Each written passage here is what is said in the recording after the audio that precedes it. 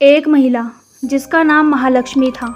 महालक्ष्मी को किसी ने इतनी बुरी तरह से मारा था कि उसके शरीर के एक नहीं, दो नहीं, बल्कि पूरे 59 टुकड़े किए गए थे।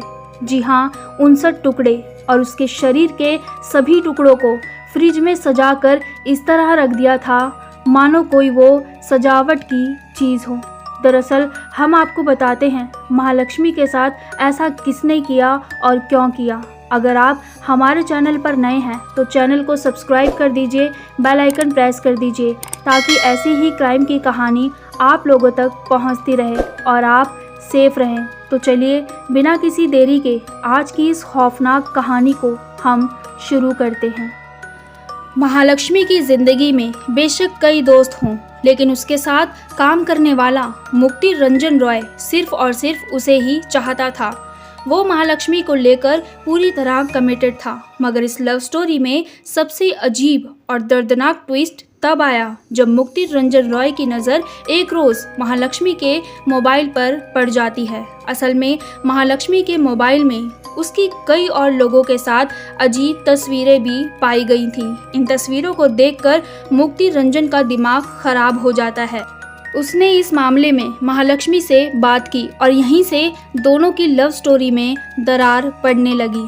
असल में मुक्ति रंजन महालक्ष्मी से शादी करना चाहता था, उसे इसके लिए राजी करने में लगा था, जबकि महालक्ष्मी लगातार उसे टाले जा रही थी और शादी करने से इनकार कर रही थी।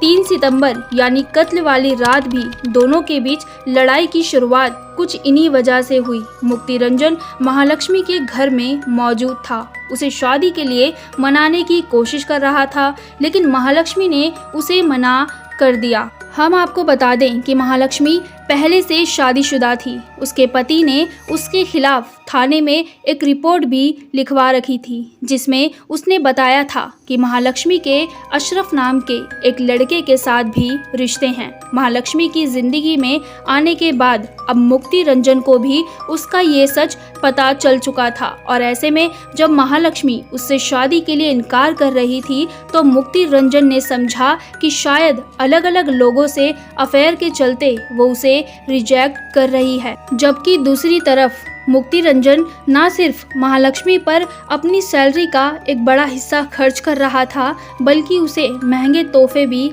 दे रहा था और अब वो उसे लेकर महालक्ष्मी के इस रवैये को बर्दाश्त नहीं कर पा रहा था। इसके अलावा सुसाइड नोट में भी उसने खुलासा किया कि वो महालक्ष्मी से प्यार करता था, लेकिन वो उसके प्यार को इग्नोर कर रही थी, यहाँ तक कि वो उसे केस में फंसाने की धमकी दे रही थी। हम आपको बता दें कि मुक्ति रंजन यहाँ सुसाइड कर चुका था, लेकिन मुक्ति रंजन ने सुसाइड क्यों किया आगे इस कहानी में आपको पता लगने वाला है। दरअसल मामले की जांच कर रही बेंगलुरु पुलिस को मुक्ति रंजन के छोटे भाई स्मृति रंजन रॉय के हवाले से ये बातें पता चली हैं। दरअसल महालक्ष्मी के कत्ल से पहले मुक्ति रंजन ने अपने भाई से अपनी निजी जिंदगी में चल रही इस उथल पुथल की स्टोरी शेयर की थी। महालक्ष्मी को जानने वाले लोगों ने पुलिस को बताया है कि वो बेहद गुस्सैल स्वभाव की थी और मन मुताबिक बात ना होने पर लड़ने झगड़ने पर उतारू हो जाती थी। कई बार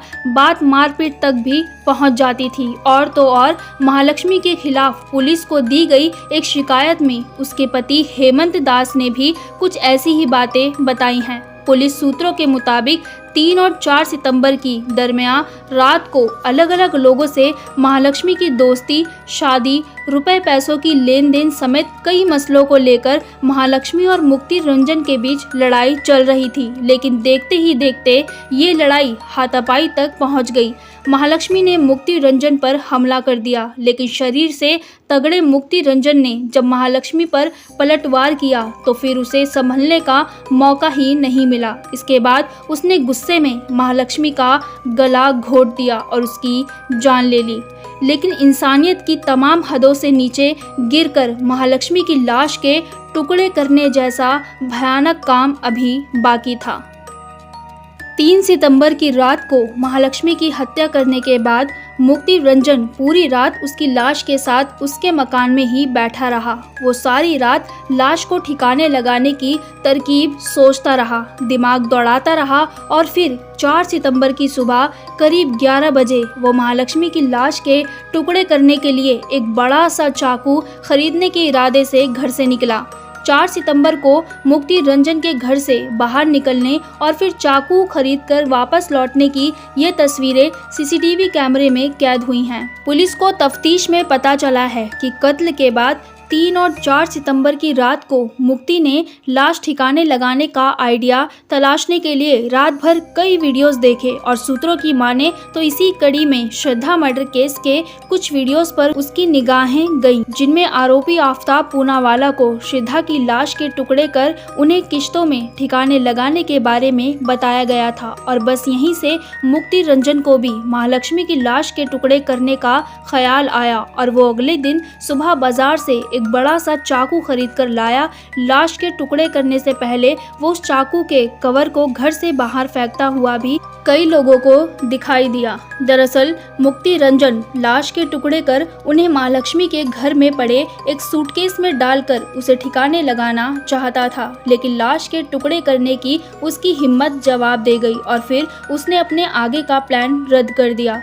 उसने लाश के टुकड़ों को फ्रिज में ठूसा और महालक्ष्मी के घर से फरार हो गया। इस तरह महालक्ष्मी के कत्ल की भयानक वारदात को अंजाम देने के बाद उसने अपना मोबाइल फोन स्विच ऑफ कर लिया और अंडरग्राउंड हो गया। उधर बेंगलुरु में ही इलेक्ट्रॉनिक सिटी के पास रहने वाले मुक्ति रंजन का छोटा भाई स्मृति रंजन लगातार उससे बात करने की कोशिश कर रहा था, लेकिन उसका फोन नहीं लग रहा था। बाद में मुक्ति रंजन ने अपना फोन ऑन किया तो स्मृति ने उसे कॉल कर अपना फोन स्विच ऑफ कर लेने की वजह पूछी और तभी मुक्ति रंजन ने अपने भाई को बताया कि उसने अपनी पार्टनर महालक्ष्मी का कत्ल कर दिया है। मुक्ति ने अपने भाई से कहा कि वो भी फौरन अपना कमरा खाली कर कहीं और चला जाए, बाकी बातें वो बाद में उसे मिलकर बताएगा।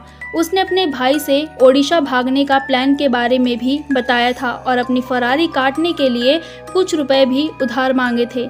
लेकिन जब कत्ल का खुलासा हुआ, पुलिस की मुक्ति के भाई से बात हुई और मुक्ति की तलाश शुरू हुई तो पुलिस को मुक्ति का पहला लोकेशन पश्चिम बंगाल का मिला। इसके बाद पुलिस पश्चिम बंगाल और ओडिशा में मुक्ति रंजन की तलाश कर रही थी, लेकिन इससे पहले कि पुलिस उसे पकड़ पाती, मुक्ति रंजन ने खुदकुशी कर ली थी। महालक्ष्मी को मारने के बाद खुद आत्महत्या कर ली थी। पुलिस को अपनी जांच में पता चला है कि महालक्ष्मी और मुक्ति रंजन करीब 6 महीने से रिलेशन में थे, लेकिन हाल के दिनों में दोनों के बीच अक्सर लड़ाइयाँ होने लगी थी। दोनों की कई बार व्याली कवल के उस मकान में भी तीखी झड़प हुई जहां महालक्ष्मी अकेली किराए पर रहती थी। बात इतनी बड़ी कि आसपास के लोगों को भी खबर हो गई और मामला पुलिस तक भी जा पहुंचा, लेकिन बाद में दोनों ने आपसी रजामंदी से अपने बीच हुए झगड़े को निपटा लिया था। लेकिन एक रोज यही झगड़ा महालक्ष्मी के कत्ल और उसके 50 से ज्यादा टुकड़ों में बंट जाने की वजह बन जाएगा, ये किसी ने भी नहीं सोचा था। मुक्ति रंजन रॉय ने अपने सुसाइड में इन झगड़ों का जिक्र किया है, साथ ही ये भी बताया है कि किस तरह झगड़े के मामले में उसे पुलिस की गिरफ्त में आने के बाद छूटने के लिए उन्हें रिश्वत तक देनी पड़ी। बेशक अब कातिल और मकतूल दोनों ही इस दुनिया से जा चुके हैं, लेकिन इस भयानक मर्डर मिस्ट्री की हैरान करने वाली कहानियाँ कुछ यूं ही रह रहकर सामने आ रही हैं।